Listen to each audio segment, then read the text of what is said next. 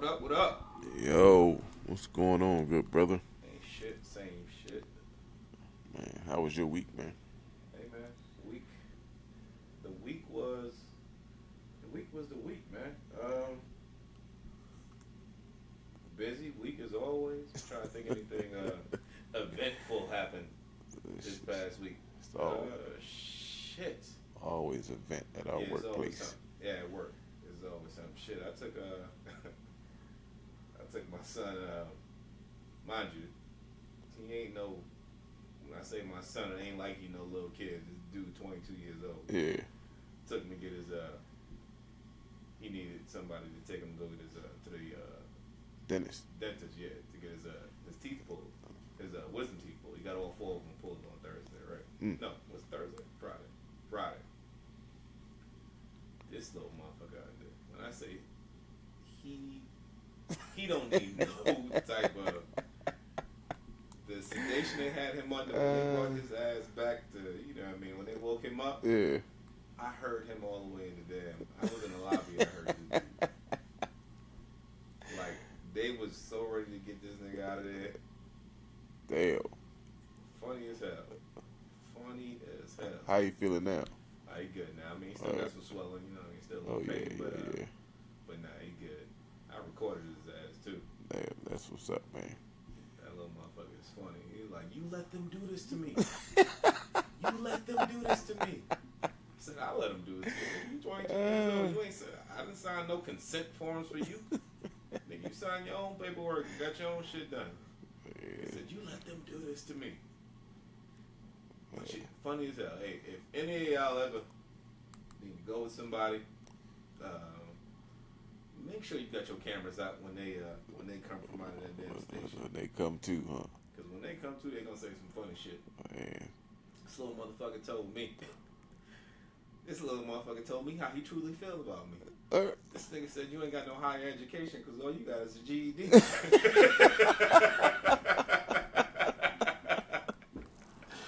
Hey, man. I almost pushed this nigga out the car. We came from different worlds, man. It's a new world. Oh, man. It's a new world out there, man. Little motherfucker. New world. But, Hey. What's up? Shots to we go last episode to all of our we got 21 now. I can't say 9 no more. 21. Hopefully we got 22 by now. 21.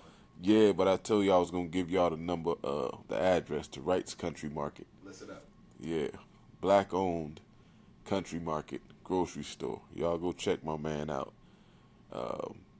My man Mo Wright. He's a Muslim cat. Everything is halal. He has he grows his stuff in the back of their place. But the address is 30385 Three Notch Road, Charlotte Hall, Maryland. Wright's Country Market. Check it out. Go to number 301-472-1700. Look below. It's in the comments. Yeah. Well, it's in the description for the episode. Yeah, we're going to put it in the comments, man. But y'all check them out, man. You ain't got to go spend a lot of money. But if we can get, 100 people to go spend $100, that's a plus. It's a plus for us, man. Especially you black boycotters. Yeah. You better take your I wonder what store they on now, man. The preacher, he had a list, a 40-day list. The wasn't a boy. I remember we talked. He didn't use the word boycott. He used whatever he used, but he didn't say boycott. Whatever word he used. You people know who you are. Yeah. So you people better get over to most stores. There's a 40-day on each one of them, man. I don't know which one they on now, man. But McDonald's, shit. yeah, 40-day ban on They ain't these on stores. McDonald's. I drove past earlier. It was a bunch of niggas. Shit is cheaper to eat out nowadays, man. Alright, and go in the grocery store. Everybody got these little deals going on.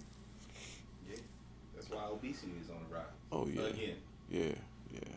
Because of damn $5, $6 meal deals. Oh yeah. Hey man, you think we had kind of talked about this one day, but you think working shift work adds to obesity? Well, in my case, Just in general. without a doubt. You know what I'm saying? But I don't want to say yes totally because we got we got the fields at work, Bland. We got Martin. So healthy eating can be done. Yeah, that's 3 out of 10,000. Yeah. But I mean, we could follow their lead. That's why I want to stamp it. But I do believe that it plays a big part. I mean, like, if I had to put a number on it, I'd go as high as 75, 80%. You know what I'm saying? That make poor choices Based off of your shift work. okay. Yeah, that make poor choices off your shift work because if you especially where we work at, where we work, that time, well, it's different now, but when me and you came in, that time meant something. If you didn't make it, your work was gone and you ain't get paid for the day. Yeah. So you might be in line and just be like, man, I can't wait for this. I'm out.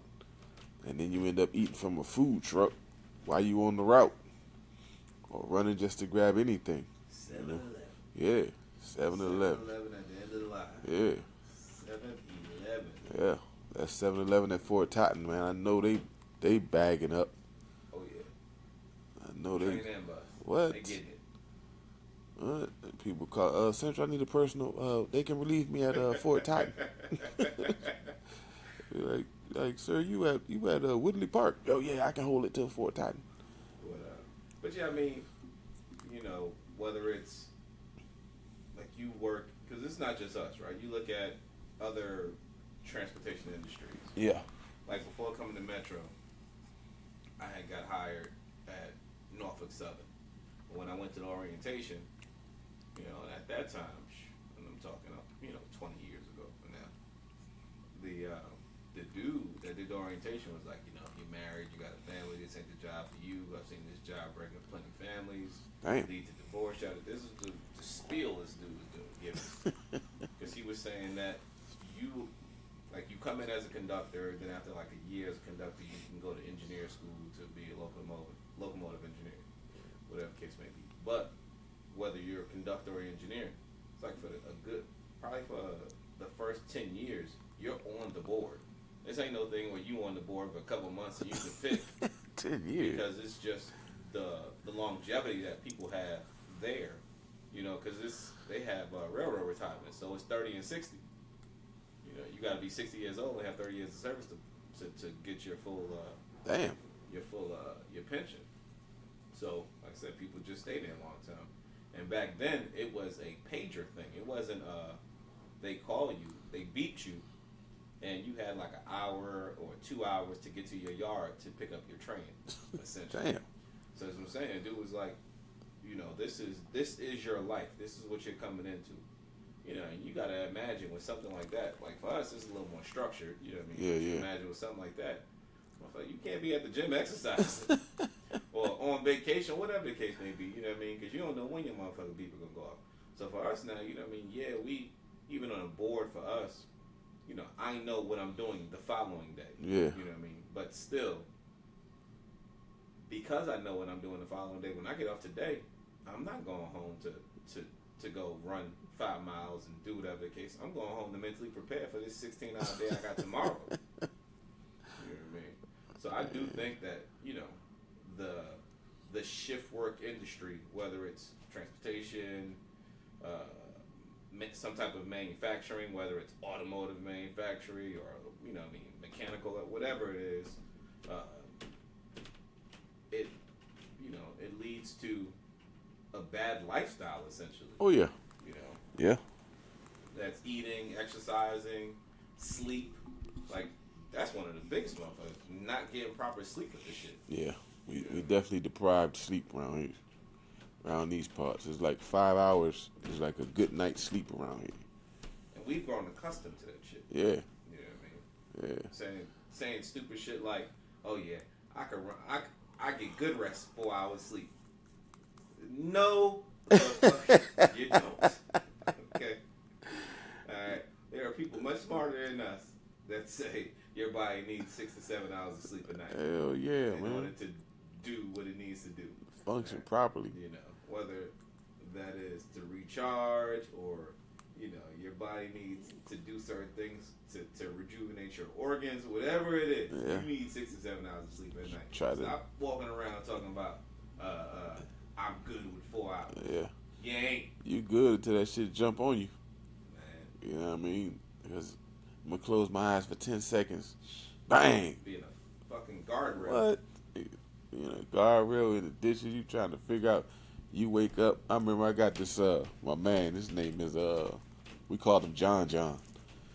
He still works at Metro. Name John. His name is John Johnson. Okay. And I used to call, I said, man, you got a straight slave name, John, Johnny John Johnson, man. Real good dude.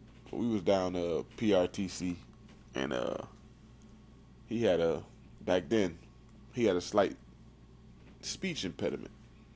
So. Are you being PC right now? Yeah, man, without a doubt. Because that's nigga started, y'all. The nigga started. My man John had a slight speech impediment.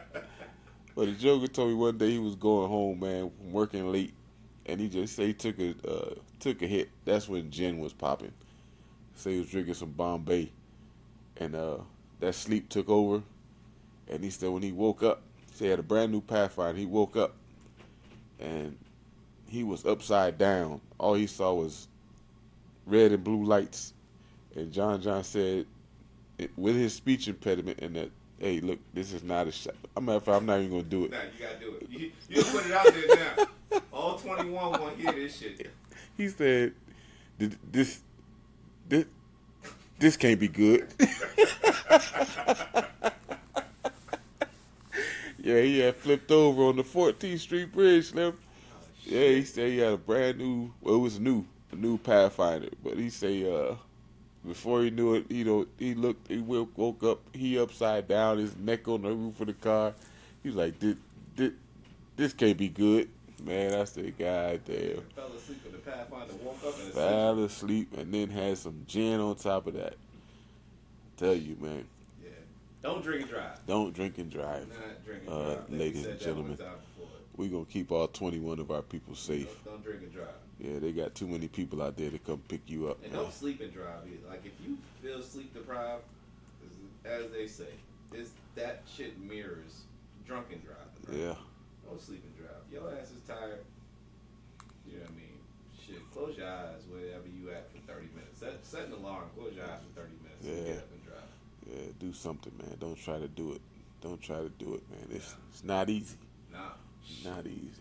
I remember one time, and again, this was years ago, I was a fucking teenager.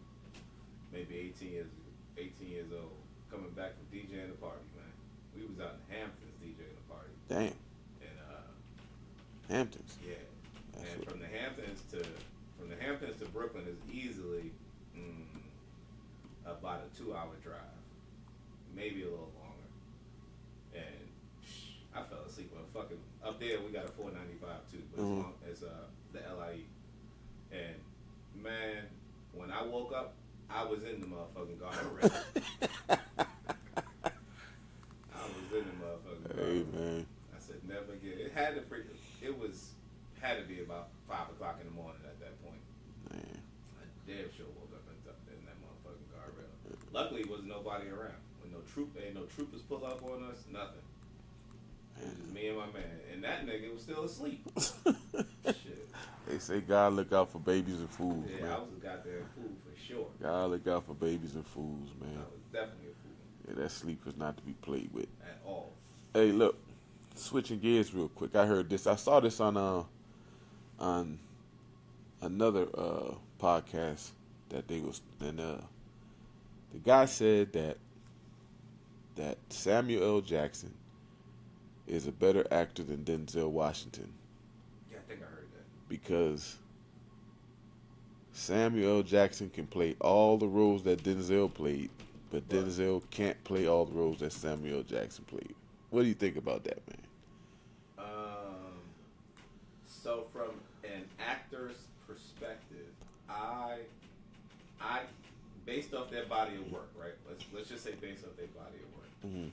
I can't I don't know if I can take Denzel serious in a movie as a crackhead. based off his body of work. Right. You know what I mean? Mm-hmm. Not to say that he can't play that role. It's kind of like Kevin Hart, for example, right? Mm-hmm. I can't take him serious, and then, you know, as an action, as some type of superhero, like, you know, like an action star or something like that. Right. Like, we not gonna take Kevin Hart serious as motherfucking John Wick. Right. It just ain't gonna happen. Right. You know what I mean? So that's kind of like the same approach to Denzel. Because of his body of work, you know, I can't see him as a crackhead. You know what I mean? Yeah. But, like I said, Samuel got a hell of a body of work too, but we don't see this nigga as a crackhead. Samuel, he's in the Guinness Book. You know what I mean? So he does seem more diverse, you know what I mean, in his acting capabilities. Now, would I say he's a better actor? It's hard to say. Yeah. Well, I'm not going to take nothing from either one of the brothers, man. I Yeah, think so they're I said, both I don't know if I A-list say people, better man. But I just thought it was an intriguing conversation that, because I tried to picture, it's certain pictures I can see maybe Samuel pulling it off, but there's certain pictures where he couldn't put, you know, of course, like Malcolm X. I think that Samuel probably could have did John Q. Just with the crazy look. I don't know if I can see Denzel in Pulp Fiction. I don't know, man. I'm saying, looking at the body of work, it's hard to say. Yeah, you don't want to compare it to in any kind of somebody losing, but it's a different thing, because I always had Denzel as this, and I never put him and Samuel on the same pedestal until that comment was made. But shout out to our 21 listeners that put it in the comments, man. Let us know what you think, man. We need to continue this conversation. Yeah, let us know what you think, man. Speaking of continuing conversations, we can jump right back to the Samuel Denzel thing. You know, in the comments, because we told y'all we gonna talk about it. Yeah. One of our listeners said that on Carnival, when you platinum, they wash your clothes. Yeah. When you platinum. Now I reached back out to that commenter and they didn't respond, because I wanted to know if they got their stuff done and how good, you know. Were they happy with it? Did they use Tide? Right. You know. Did they use fabric softeners? You know, was it the liquid or the powder? You know what I mean? They can use some Tide Pods. Yeah. You know. Yeah. So, we need that follow-up information. Okay. Listener. So we gonna listener 19. Yeah. When you get in our comments, man, we gonna answer you. We'll answer you via the next show, or we may get back at you in the comments to try to continue the conversation, man. Because if you slide in the DM, we gonna slide back. Be ready to be slid on. Slide back, get at us. Yeah, but back to that Denzel and Samuel conversation. What biopic? You know what I mean? Because you mentioned Malcolm X. What biopic do you see Samuel playing? Because to my knowledge, he hasn't played. He hasn't starred as any person in any type of biopic, or portrayed anybody in a movie of that nature. Damn, well, who could I see him playing? I don't know. Only character, you know, he played a biopic was motherfucking what was that nigga Shaft. name? Django?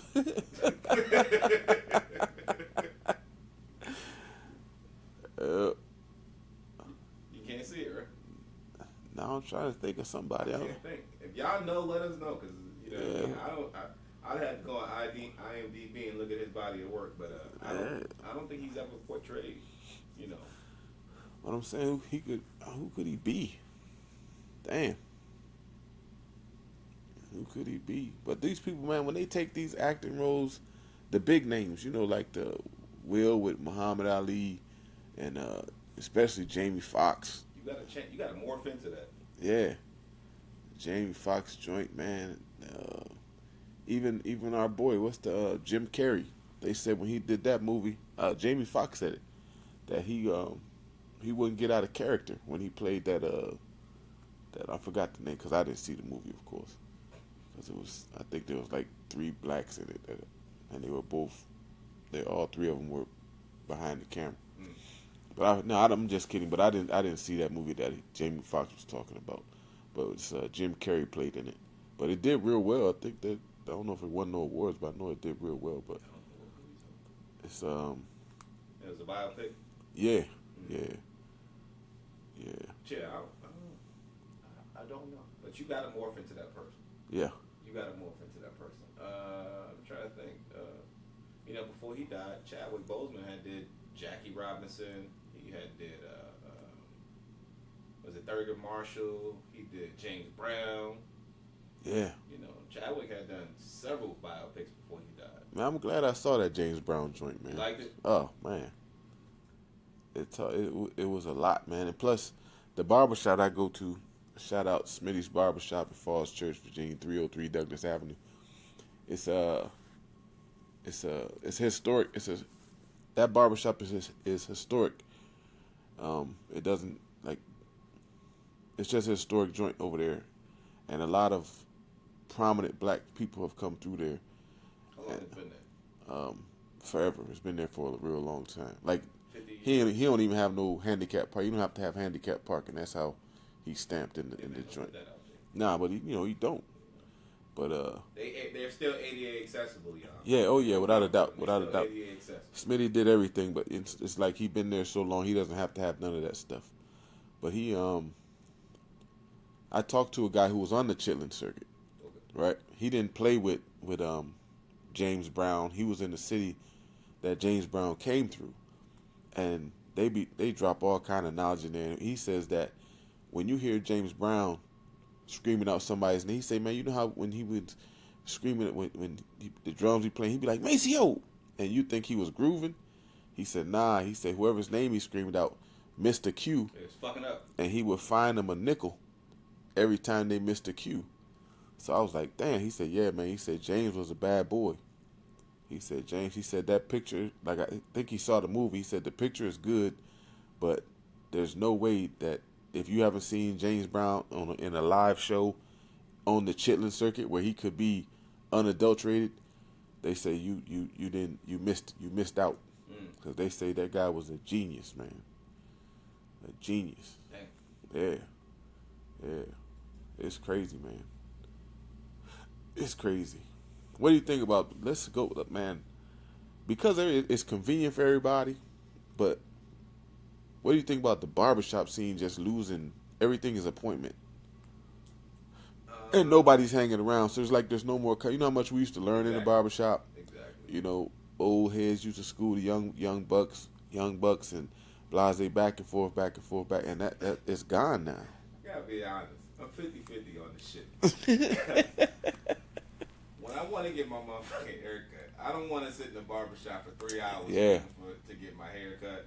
You know what I mean? My barber, people walking in, my barber be like, oh yeah, he next. He was in front of you. I don't want to hear that shit. You know what I mean? If I'm sitting here, you know what I mean, and ain't nobody else in here, you know what I mean? Or I see 2 other people, I know that your client's waiting for you, you know what I mean, that was in here before me. But that means I'm the third motherfucker up. 2 other motherfuckers walk in, they can't go in front of me. So, in that sense, I like the whole appointment thing. Yeah. You know what I mean? But to your point, we have lost out on the barbershop being that place for I kind of want to say institutional knowledge, because the barbershop itself is the institution. Yeah. The knowledge that we gain from that, and particularly for the black community, was instrumental for a lot of, young black dudes. Like my mother would take me to the barbershop and drop me off. What I mean? And then either, to a point where I got to a certain age, I went by myself, but she'll drop me off. They'll tell her how long, she'll walk back around the corner, around the block to the house, and she come back, pick me up. But it wasn't a thing where she felt like she had to sit there with me. And for all I know, and I've never had a conversation with her, but it could have been she wanted me to gain that knowledge as a young black man from these other black men, because my father wasn't there. Yeah. You know what I mean? But we got, like you said, we gained a lot of knowledge just sitting in the barbershop, and that shit is lost. Even now when I sit in the barbershop, man, and look at these, young kids, man, they strap to the tablet or the phone. Oh, no, without a doubt. Without a doubt, everybody's on the damn phone. Because we still having the conversations when we in there. It's just not to the extent that it used to be. Yeah. Like, my barber is, shout out to Mr. Rennie, man. Rennie's the one of, in my opinion, got to be one of the best barbers in this whole area. And he's, if you making a point with Rennie, it's like trying to quench your thirst off of snowflakes. He tell you 1 o'clock, he'll be there at 3 o'clock, you know. And then when he comes in, You ain't lying. he don't told everybody that he'll be there at 1 o'clock. So it's 5 people there. You think that and he got 5 in front of you. You are not lying. Oh man! But everybody else in the barbershop, with the exception of Mr. Smitty, Mr. Smitty only cuts his friends, you know, all the old heads around there, and he can still cut. But Smitty's hilarious. 80-something years old, looks fantastic, man. Still cutting hair, still shaving with a razor. I mean, full shaves. Do you recall? That had to probably be almost 10 years ago now. Mm-hmm. You had told me to go to Rennie. I went to Rennie. Yeah. And I told you I waited. Yeah. And I ain't never been back. Yeah. This is before, this pre-COVID, y'all. So the barbershop, man, 303 Douglas Avenue, Smitty's Bar, used to be jumping. Everybody comes through there, man. You'll meet a lot of people in there, a lot of prominent people. We had millionaires come through there.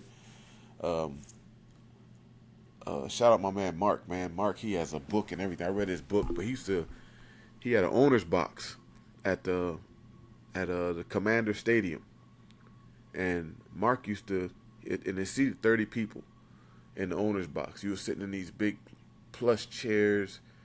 Mark said that the owner's box that he has that seated 30 for the season was $770,000, and it didn't include the playoffs. He said, of course, they got first dibs on the playoffs, but it didn't include the playoffs. So he invited me. I think I've been up there twice. And when you show those people your ticket that you have, it's because he gives you the parking pass too. You parking right up by the stadium. You come in, they scan your ticket. Immediately when they scan your ticket, two dudes however, male or female, they come. They got the vest on. They escorting you to the elevator. You're going up. You're walking up. His suite was suite 18. You go in there, man, and everything upstairs is absolutely free. I need to come hang out with y'all. And when I was, like, I've slowed my drinking down, but when I was on it like that, I was real respectful because, you know, Mark don't invited me up there, so I wasn't going to disrespect him. But you go to the bar and you just tell them suite 18, and you order what you want. And everything got everything up there, man. It's on the house. On the house. And, I'm fully, and the food that comes through, all the, I'm not into that no homo stuff, but all the hot dogs and half smokes, they're on the grill. You make your own shit in there, and you carry it back. And then when you come in there, the waiters, they come around, they come inside the booths. The halftime, the cheerleaders come there for you to take pictures.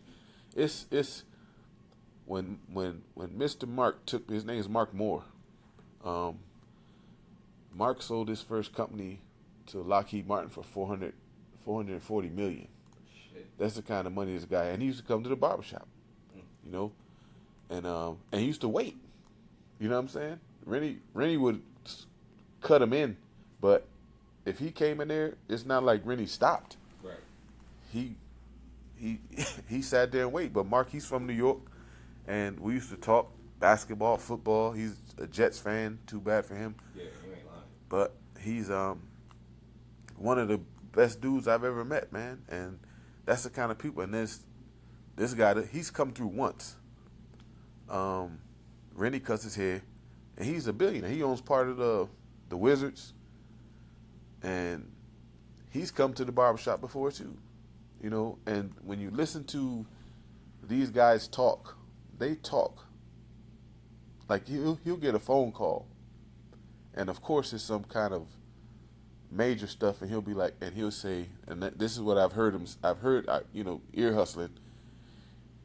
He says, yes, me and my wife will need to jet Tuesday, and we're flying back probably that Thursday. We need to jet. They need to jet. We need to jet. We need to jet. We need the jet, dog. And he has one of those. He lives in the area. It has some undeveloped land, but he didn't own it. And somebody was buying the land to build. He didn't want them living there. He didn't want nobody that close to him. So he bought them out and left it how it was. I'm fucked up with my jet. Fuck what it costs. I'm fucked up with my jet, man. When I got an alert the other day from my jetliner from the management company for the jetliner, and they told me my bags will no longer be flying free.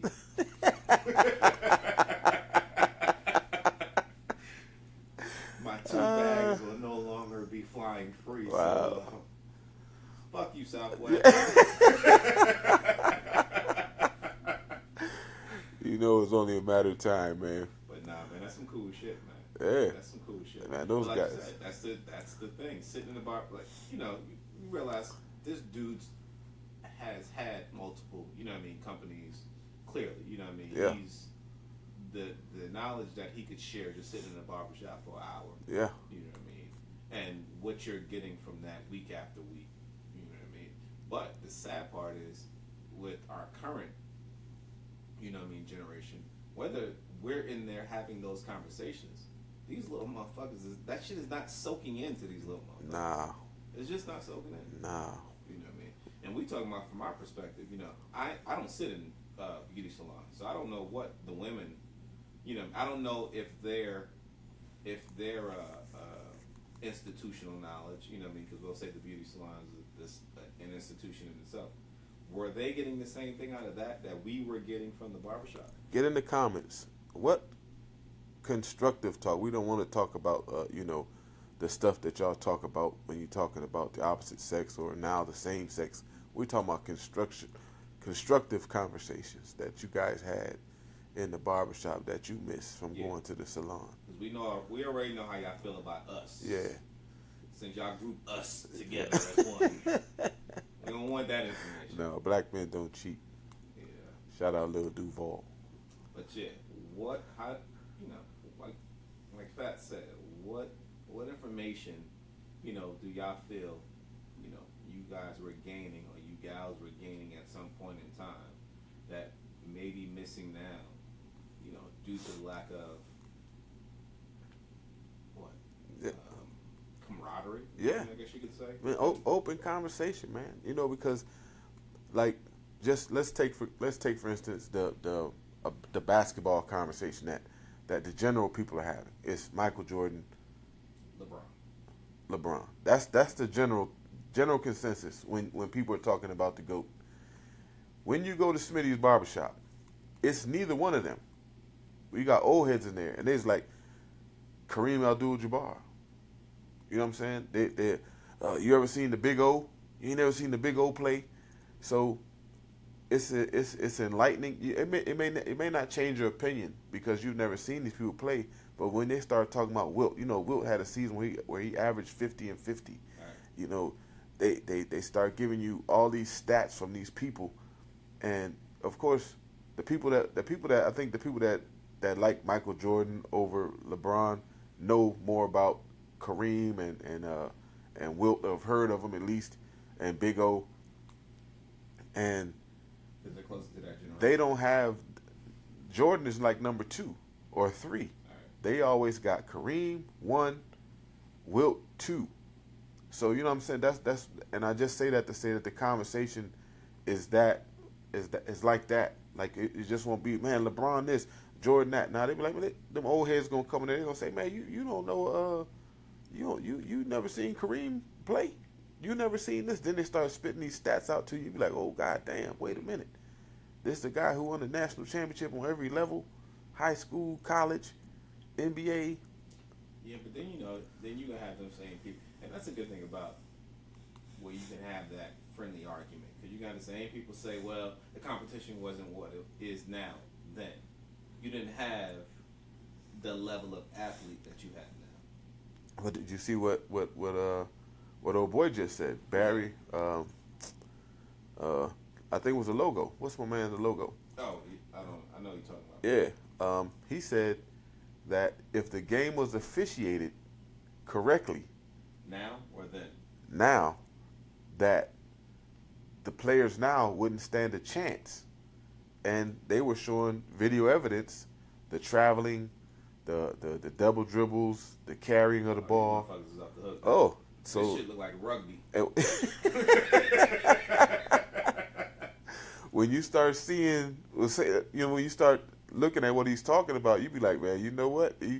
If those refs called the game right, what would the game look like now? And that motherfucker LeBron is the biggest culprit. Yeah. I like LeBron. Don't get me wrong, but that motherfucker, his name should be Big Baby. Man, him, the flopping, the fouls that are called, the touch fouls, and then traveling. I think traveling has to go to Giannis. No, traveling number one has to go to what's my man, the beard, Harden. Traveling has to go number one to Harden, 2 to Giannis, 3 to LeBron. Yeah, LBZ. But everybody's taking all these 4 now. The natural thing now is 3 steps, but now it's like they give you 3 steps, but these guys are taking 4 and 5 steps. I was like, wow, man, it's amazing out there. It's amazing, man. It's all the, what I mean, everything is starting to have its transformation. But it's not the word I want to use. But transformation is the word that I'm coming up with.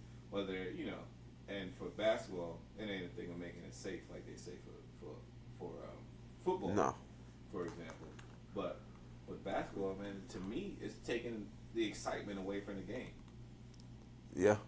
You know what I mean? Yeah. Yeah. Shit just be like, because we sitting at home watching the shit be like, you yelling at the TV talking about travel. Yeah. And these days, jokers are everywhere. Everywhere. Check this out. Because we talking fast because we only got like an hour, right? We're not talking fast. They just listening slow. Yeah. So we're trying to get all these points in. And if you guys would jump in the comments, we'll revisit them next joint.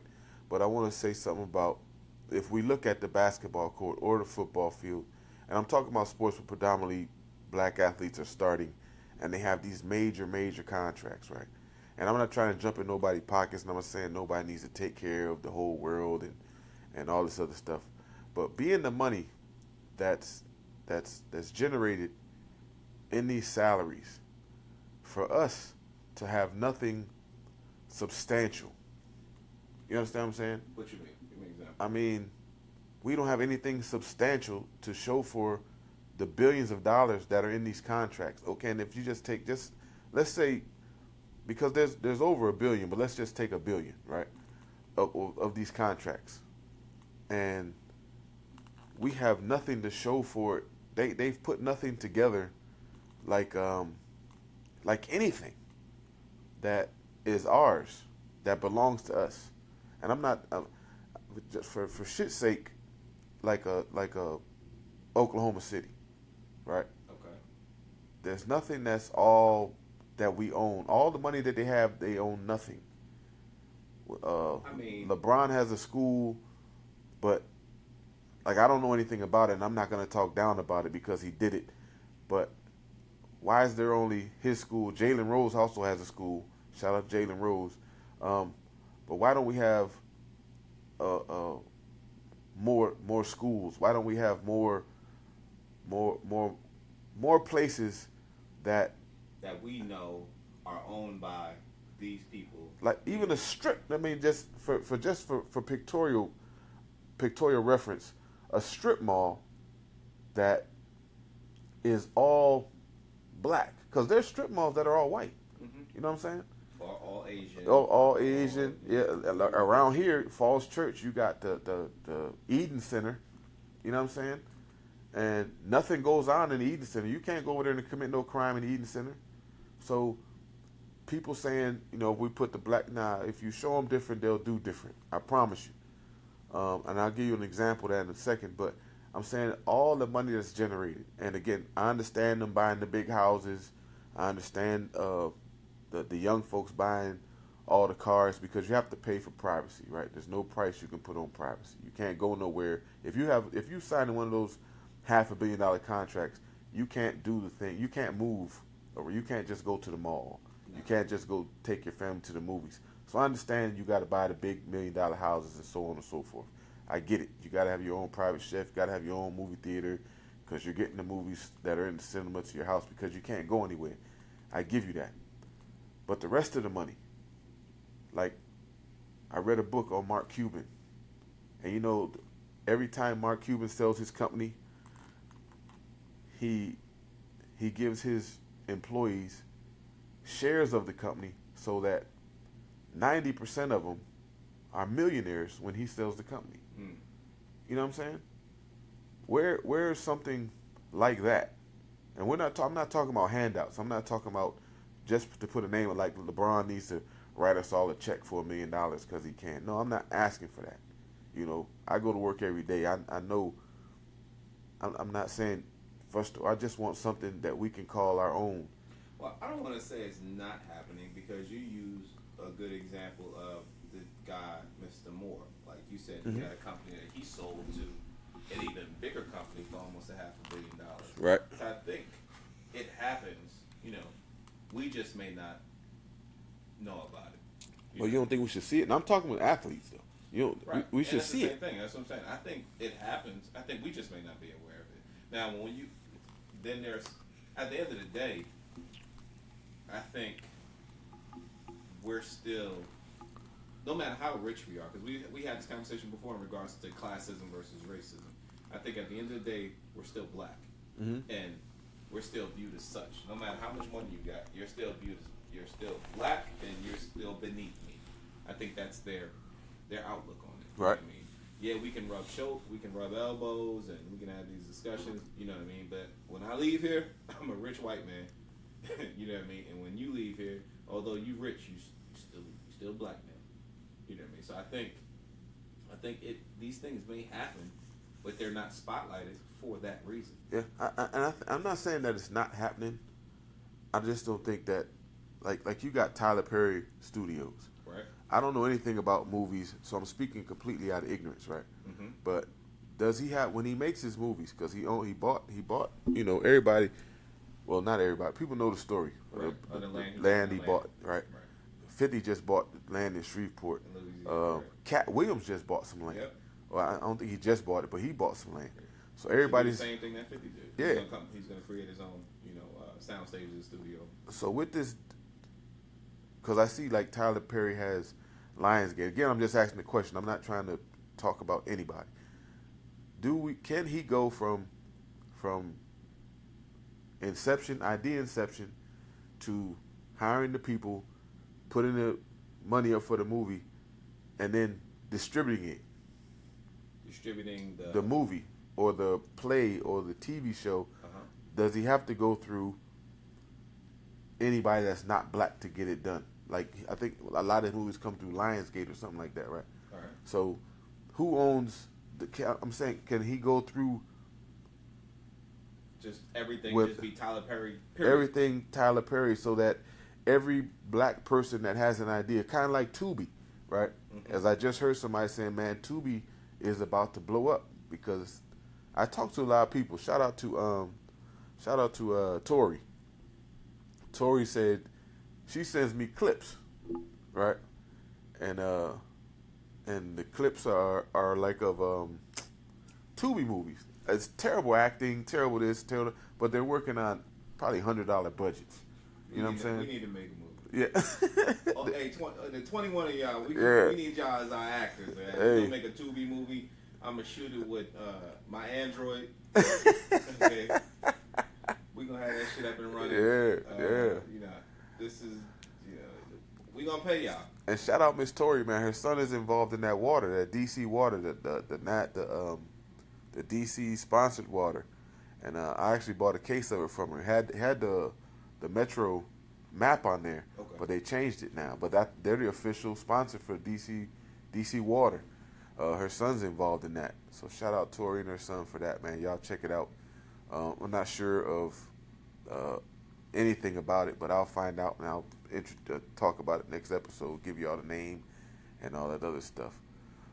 But yeah, so that's what I mean. Like, do we have to keep going through the ultimate gatekeeper? Like, oh, you can't put this movie out. You can't put this movie out. You can't put this movie out. I don't know if it's It potentially may be a gatekeeper thing. It potentially may be this would be the way for me to make the most amount of money doing this versus me putting it out quote unquote independently. Mm-hmm. You know what I mean? So is it could potentially be a money thing. You know, so for me, for example, if I have this idea, invention, movie, whatever my IP is or intellectual property, you know, I'm not Thank drunk you. yet, so I can. Thank you for that. I needed to know So what the hell that was talking about. whatever my IP is, if I'm able to independently release it, and I'm seeing, I don't know, $1 million off the IP, but and let's look at Shark Tank for this example, right? Okay. That's why people go to Shark Tank Mhm. because they have their IPs, but they need that additional backing in order for them to push the needle, right? So, and one of the things, because Mark Cuban is one of the backers, is the shit that you was telling me about, the Right. dude wipes, Yeah. right?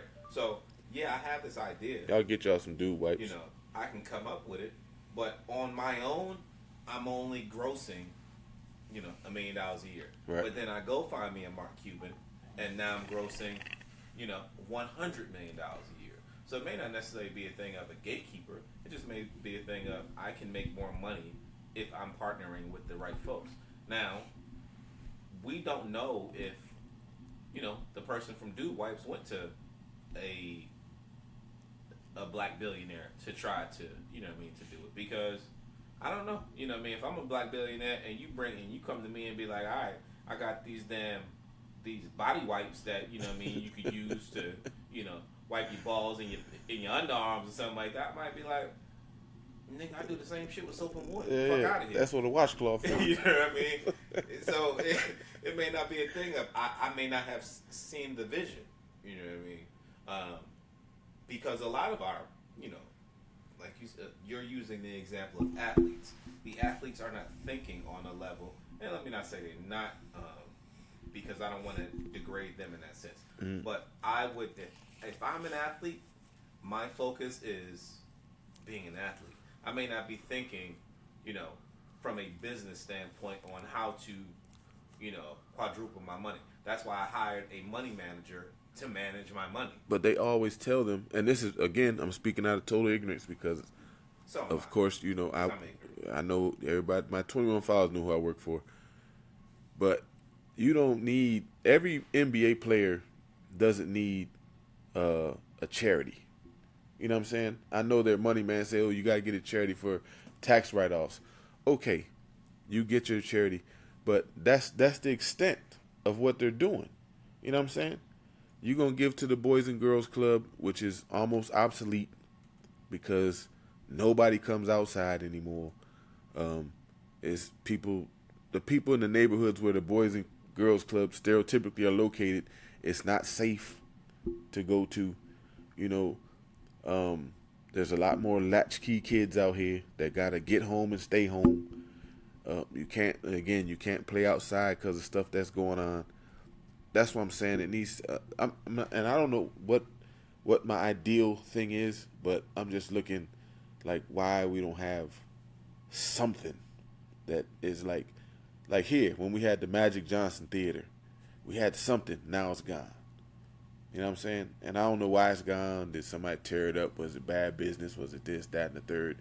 But it was something to build on. We got the Magic Johnson Theater here.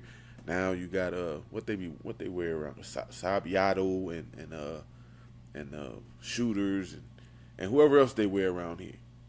You know, it could have been all them clothing stores, and where everything is predominantly black owned. And I said because you can go to places where everything is predominantly white owned. Yeah. When you go to Tanger Outlet, everything there is predominantly white owned. And I'm not saying you don't have to be built up to that magnitude, but we have black owned businesses here. We got black owned restaurants that, you know, they're struggling trying to make it. They're almost in competition with one another. It's like if you have a black restaurant, it has to be like word of mouth. And shout out to Big Slim because he's putting a lot of places, not just black. He's putting every place on the map. And the other dude who's doing the reviews, the whatever his name is, Keith Lee or something like that. putting reviews on all these restaurants, and it's a shout out because we got a lot of them, and it's a lot of good food. But when we want to go out, we're not looking to these establishments because we don't know about them. You know what I'm saying? Right. I've been here in this area for I think 5 years, and like maybe 4 months ago, I just found out about the soul food spot over there. Right. You know, and just found out about the joint. Soul food spot that you speak of, you know, and a lot of black people feel it this way. What was your customer service experience? It was awesome in there. Okay. You know what I mean? I didn't. It's a small spot, right? It's not a huge spot, you know, because once you get to a certain point in life, you start understanding overhead and all this other stuff. So they just need a place to really push the food out. Right. And I think most places would rather be a carry out because you can have less overhead. You don't got to get tables, chairs, napkins, knives, forks, blase, a waitress. You just pretty much need a chef or two and somebody to serve it. But in this one, you walk in and there's nobody to take your order unless you go. I went to the bar. Me and Ricky went to the bar. But when you walk in, there's a tablet there that you order from. Yeah. I didn't too much care for that, you know. But that's the way of the world now. You know what I mean? So you order your food off a tablet and then you just politic there. You can sit down, but again, the seating. Well, I'm 330 pounds of good diesel engine here. So I need some room, especially for the food I'm going to order. For my first time there, I'm going to get down. I'm going to see what's happening in here. But it's not conducive to a big joker like me. Right. But when we went in, it probably seats 15 people. Okay. Max, right? Maybe 15. But the customer service is cool. The chef who owns the place, he came out, chef coat. You know, he ain't have on no white tee and jeans. He had the chef coat on with his chef name on it. Right. Clean cut, brother. The waitress, clean cut, articulate. Yeah, I haven't went up it's there. Southern. It's Southern something. I'm gonna look it up right now. So put it on the map for anybody who wants to come down to the Woodbridge area. Yeah, you gotta let me know. Down Home Southern Cafe. Down Home Southern Cafe. Down Home Southern Cafe. That's the name of the joint. That's in Woodbridge. It's another spot for us to put into the description. Yeah. We're gonna put in the description for y'all. But check them out if you're down here. If you ever go to Potomac Mills, look them up while you're down at Potomac Mills. Go by there and check them out, man. It's in the Potomac Mills area. If you're from down here, it's like across the street from the BJ's in that area. Okay. Yeah, so just check them out, man. Soul Food Southern Cafe. And these places, we could help them do something, man. You know. I mean, I think that's just something we need to do, man. Oh yeah. Yeah. Shout out, you know what I mean, at least one spot per episode. Yeah. And y'all help us out with that. You know what I mean? If y'all know something, a spot, let us know so that we can actually, you know what I mean, shout it out. Because, you know. Shout out. The 21 people we got, you know, one person tell one person. Before we know, you know. Yeah. We done brought 5 people to down home. What is it? What's the spot? Which one? This one here? Yeah, Down Home. Yeah, Down Home Comfort Cafe. Down Home Comfort Cafe. Yeah, Down Home Comfort Cafe. And we even got down here, man. And this place is pretty popular down here. And I'm mad because I forgot the name, but it's a black cigar joint down here. Okay. It's 2 stories, and it sits over a little pond lake type joint. Real quaint, real nice joint. You know what I'm saying? And I'm gonna shoot that out there too. But it's real cool. Big parking lot, plenty of parking. Upstairs, he has live jazz. He has nights where you have to wear a smoker's jacket. You know, pull up there. Yeah, where you got to be cool when you come in that joint. You can't just come in there any kind of way. It's he has live jazz in there. Okay. It's a real cool spot. Me and Ricky done been there too, but we didn't go on those nights. But now when we talk about, you know, because yes, we're talking about you know, black business, black establishment at a higher level when you refer to, you know, athletes. But when we talk about, you know, the 2 establishments that you just brought up, you know, these are smaller establishments, mm-hmm. right? Do you feel that the customer service experience that you have going to, you know, our establishments as black people at a smaller level, do you feel that that customer service experience hurts their business? I think it does. I think because a lot of us choose not to master the English language. All right, but to that point, you just said you think it does. The same black person would still get a bad customer service experience at a white establishment and still go back to the white establishment a second time. Why are we not going back to the black establishment the second time? Yeah. No, we're hard on ourselves, man. We're real hard on ourselves. But me, I'm kind of a. We're not giving no second chance. Yeah. We don't give black folks a second chance, man. We get a white man a second chance. I think if we don't give black folks a second chance, I think it was more than one thing, though. I think it was more than bad customer service. So, in giving a black establishment, or any establishment of color, and I'm talking black or brown, and giving that establishment a second chance, how would you go about giving them a second chance? If you had a bad experience the first time, would you say, hey, I'd like to speak to the manager and tell the manager, hey, last time I was in here, this was my experience. I said I was going to come back just to, try to gauge the experience the second time. Would you write a review to the, to the establishment? How would you go about giving them a second chance to earn your business and earn your trust back? Me, man, I'm probably the wrong person to ask that question because I'm the way I explained the word boycott a few episodes away. That's how I get down. If I don't fuck with a place, I don't fuck with them. Like and Mark's Deli over there by West Falls Church that everybody goes to, I don't even know what that and is. it's used to be the ice cream joint by the. Everybody goes there for breakfast, right? Okay. Everybody goes there. It's a real popular joint. That's the spot across the street from the McDonald's right down the corner? Yeah. Okay. Yeah. It's a real popular spot. Everybody goes there, and I ain't got no problem with nobody going there. It's just one day I went in there, and it wasn't my first time going in there. I'm a repeat customer. I go in there, I'm standing at the register. Nobody's at the register. Cool, because I see everybody moving around. So I'm standing there. Two older white ladies come in behind me. They're standing in line, blase. The waitress comes up, Spanish waitress, comes up, and she says, "Are you ladies dining in?" And I said, "Ma'am," I said, "you don't see me standing here?" She didn't part her lips to say, "Oh, I'm sorry." The two white ladies said, "No, he was here before us." She said, "No, I'm going to seat you, and then I'll take care of him." I said, "Nah, you just seat them, and I'll have a good day." "No, sir, I left. I ain't never been back." All right. You know what I'm saying? All right. That's how I get that. When I say I'm not going back, I'm not going. I'm not giving no second chances. All right. And I don't have. I probably couldn't. I probably don't even know how to write a review. But my proof is in the pudding. If I'm not fucking with the place, and I ain't been back, and they got great breakfast. You don't need to know how to write. All you gotta do is you just need AI, ChatGPT. You need the name of the person, the name of the restaurant, and tell ChatGPT about your experience, and it'll do it for you. Slim. I'm gonna start doing that. But I really ain't had no bad experiences. You had bad experiences?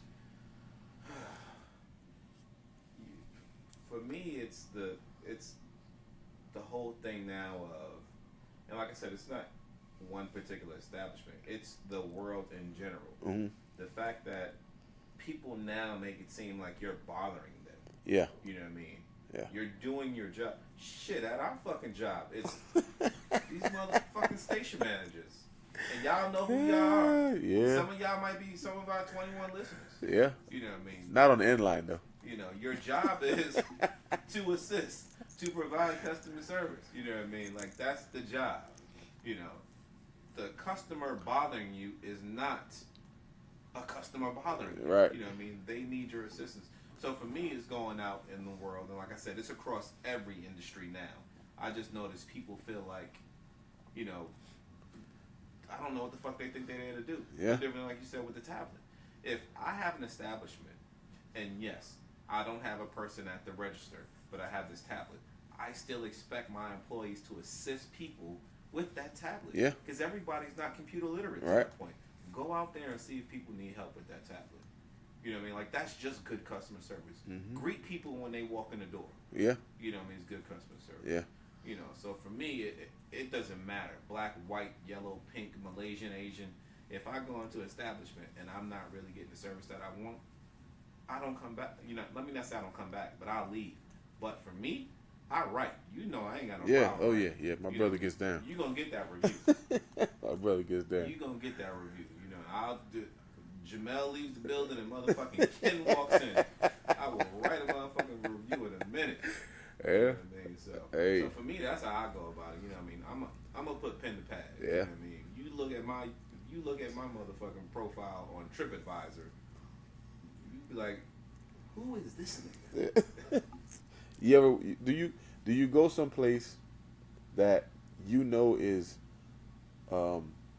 overpriced, but you go there specifically for their customer service? Yeah. Where is that? Chick-fil-A.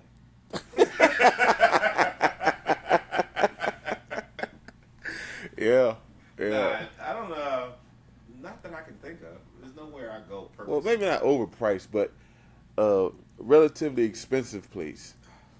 Primarily for their customer service because they're known for good customer service. Right. Yes. Not that I can think of. Give me an example. Me, and I'll tell you because I have a perfect one. Is Nordstrom's, and it's kind of a mid-tier place, but I'm a mid-tier dude. Okay. I'm not no dressy dude. If you want to go casual dress down, then that's me. You know, when we and that's one thing about us, the stars. When we step out, the bikes are fly, the foot game is incredible, and we cool, man, Slim, we out. When you see when them stars step out, man, when we step out, and I'm saying we getting off these hogs, nigga, we put together, you know, and I sit back and I smile about it.